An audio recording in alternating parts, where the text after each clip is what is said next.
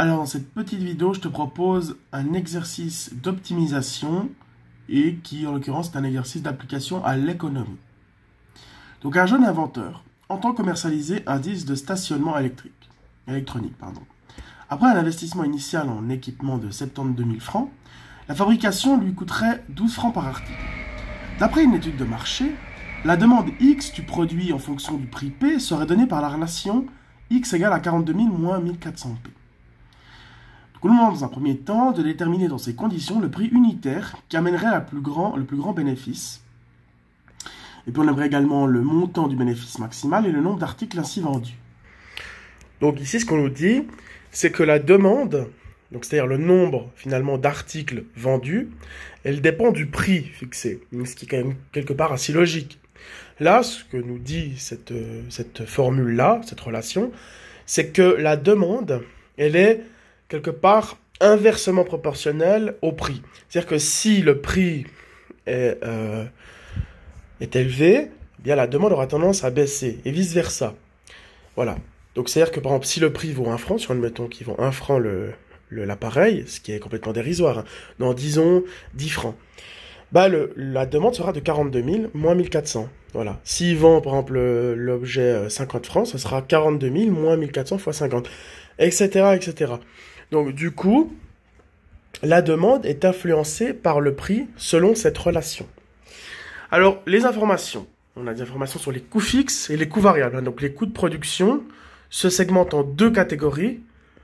Les coûts fixes qui, eux, sont constants et s'élèvent à 72 000 francs. Et puis, on a également les coûts variables qui, eux, vont dépendre donc de la production, de la quantité de produits vendus. Donc, ça s'élève à 12 francs. C'est-à-dire que chaque disque coûte en production 12 francs. Hein, donc, ça dépend des machines, des différents matériaux qui sont utilisés pour produire chaque disque électronique, de stationnement électronique. Voilà. Et nous, on demande quel est le bénéfice. Enfin, combien, finalement, doit-on produire et vendre de ces disques de façon à ce que le bénéfice que l'on en tire soit maximal. Alors déjà, le bénéfice, comment on le calcule? Ben, le bénéfice, donc en fonction du prix P, il dépend, c'est quoi en fait? C'est les revenus moins les coûts de production. Alors, j'exprime le bénéfice en fonction du prix parce qu'ici, on met l'accent sur le prix. Hein. On dit, on nous demande ici quel doit être le prix unitaire donc, de chaque disque de façon à ce que le bénéfice soit maximal. Bénéfice, je rappelle, hein, c'est les revenus, donc les recettes, finalement, l'ensemble, donc l'argent qui va être encaissé, le chiffre d'affaires, moins les coûts. Hein, c'est finalement ce qu'on gagne, c'est le profit, c'est ce qui, dans la situation, nous revient. Au final, en retirant de l'ensemble des recettes faites par la vente, les différents coûts de production. Voilà. Alors, le revenu, la fonction revenu, comment on l'exprime en fonction du prix? C'est assez simple. Hein. Les revenus, c'est quoi? Ça dépend du prix et ça dépend du nombre d'objets vendus. Donc, c'est la demande, hein, c'est le nombre d'objets vendus, fois le prix. Donc, c'est X fois P. Et X, la demande, dépend elle-même du prix selon la relation suivante. Donc, du coup, ça fait 42 000 moins 1400 P. Hop là, 1400 P. Fois P. Si on distribue, donc qu'est-ce que ça nous fait? Ça nous fait 1000 moins 400P, enfin moins 1400P carré, plus 42 000 P. Ça, c'est la formule qui nous donne donc le revenu en fonction du prix. Donc voilà. Maintenant, il nous faut également la fonction des coûts. Donc les coûts, ils se segmentent, comme on l'a dit, en deux coûts différents. Il y a les coûts fixes qui, eux, sont constants. Donc, dans tous les cas, l'entreprise doit payer 72 000 francs de coûts fixes.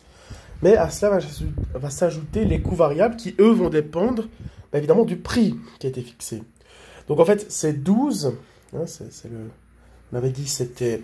Enfin, ça va dépendre de la demande, plutôt. Donc, c'est 12 fois X. Oui, parce que si, par exemple, je produis un seul, admettons, une situation très désavantageuse, admettons qu'on produise qu'un seul disque. Là, du coup, ça nous a coûté 12 francs. Donc, ça nous a coûté 12 francs pour produire ce disque. Et il y a les 72 000 francs de base qui, eux, sont de toute façon là. Donc, ça fait 72 000, 12 francs de coût. Mais évidemment, en général, on espère que l'entreprise produit plus qu'un disque. Donc, en général, ce sera 100 000, 10 000 disques. Donc, voilà, c'est un multiple de 12 ici qui s'ajoute à 72 000. Voilà. Ça dépend de X, mais nous, on veut le coût en fonction du prix. Mais ça tombe bien, parce que de toute façon, il y a une relation qui permet d'établir un lien d'interdépendance entre la demande X, donc le nombre d'objets vendus et produits, avec le prix. Donc, on va simplement remplacer X par ceci, là-dedans.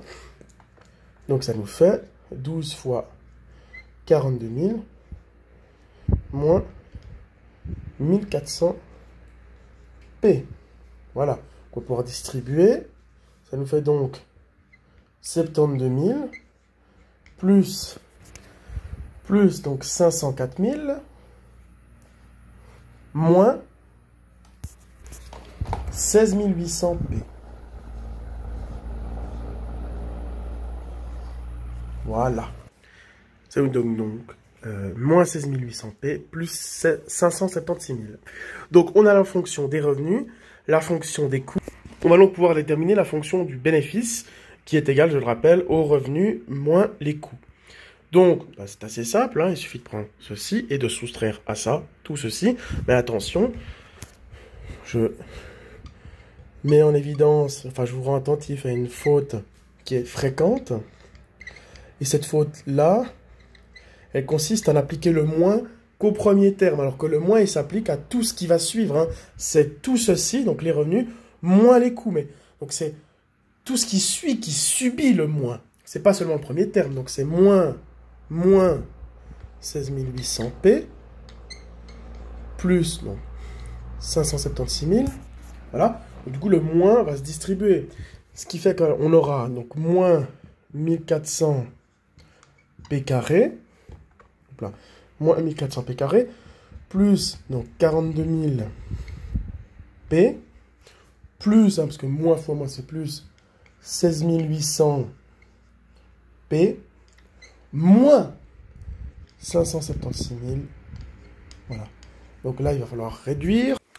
Donc, on y arrive. Hein, la fonction qui nous donne donc, qui permet d'exprimer le bénéfice en fonction du prix, c'est donc moins 1400 P carré plus 58 800 P moins 576 000.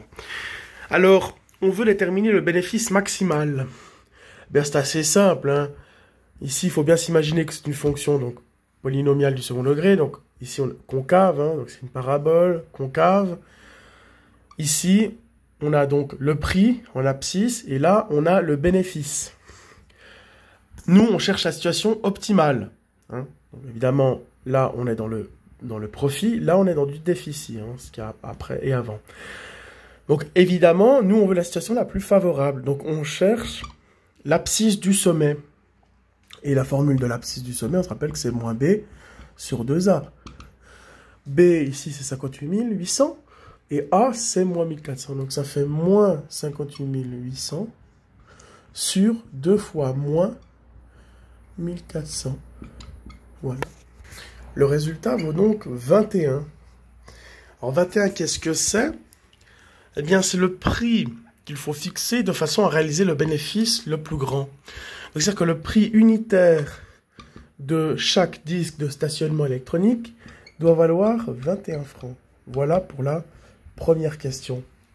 Maintenant, on nous demande quel est le bénéfice. Donc, on en tire. Ben, il suffit de remplacer B dans P par 21 dans l'expression qui nous donne, qui exprime donc le bénéfice en fonction du prix. Donc là, ben voilà, il suffit de remplacer là-dedans. Donc qu'est-ce que ça nous donne si on fait l'application numérique? Donc B de 21, ça nous donne donc, ça nous donne donc 41 400 francs. Donc voilà, 41 400 francs de bénéfice dans le cas où l'on vendrait le livre, enfin le disque de stationnement électronique à 21 francs. Pour déterminer enfin le nombre d'articles ainsi vendus, ben c'est assez simple, il faut reprendre la formule de la demande hein, qui disait que X est égal à 42 000 moins 1400 P. remplacer P par 21 et puis voir quelle est la demande. Elle s'élève à 12 600 disques vendus. Voilà pour l'exercice.